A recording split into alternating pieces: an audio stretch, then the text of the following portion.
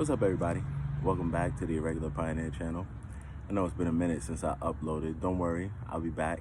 Just been busy living my worldly life, I guess. But I just wanted to do a quick video here. And it's a very simple thing. Hopefully it won't even take too long.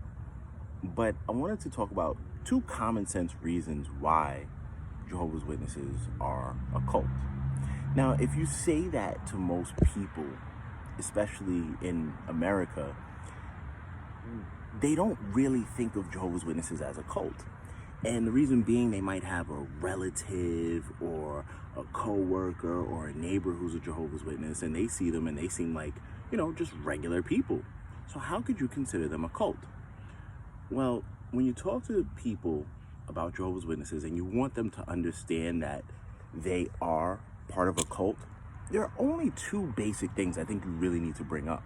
Because yes, of course, you could discuss the scholarly work that has been done on cults and explain to people that there are many people in academia that consider Jehovah's Witnesses a cult. But you don't even really need to get into all of that. Very simple, two basic ways to show, two common sense ways to show any person that the Jehovah's Witnesses are in a cult. Number one,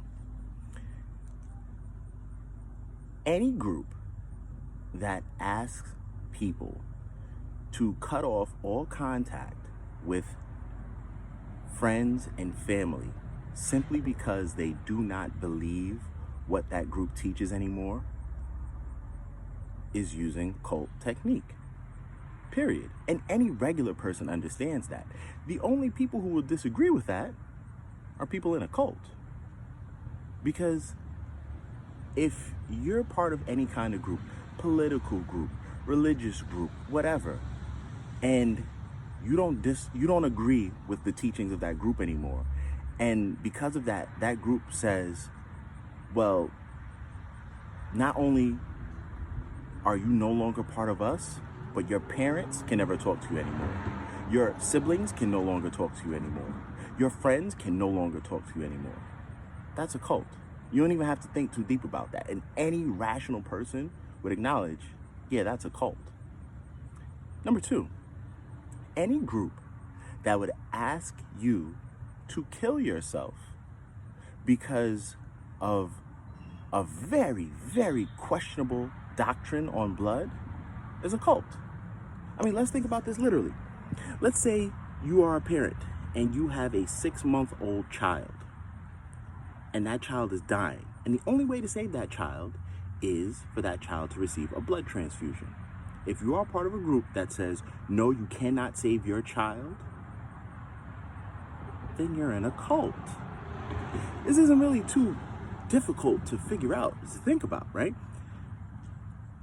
If someone is asking you to kill your family member or kill yourself so that you don't break what they believe to be the understanding of a law in the Bible, then they're giving you bad information.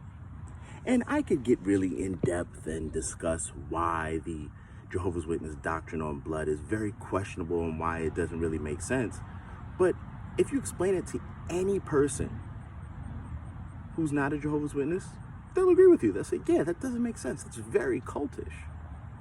So the next time you talk to someone and you want them to understand that, yeah, the Jehovah's Witnesses, that's definitely a cult, and they might be surprised, just bring up those two things. Number one, when you leave, you are no longer allowed to have contact with friends and family who are Jehovah's Witnesses. That's clearly cult behavior. And number two, if you or your family member is dying and a blood transfusion can save your life, and if you take that blood transfusion, you will be kicked out of the group, yeah, that's a cult. You don't even need to think too hard about that. That's common sense. So it's me, Matt, Irregular Pioneer. I'll be back soon with another video, hopefully sooner than I said I would be last time. But those are just two common sense reasons why you cannot trust the Jehovah's Witnesses, because they are a cult.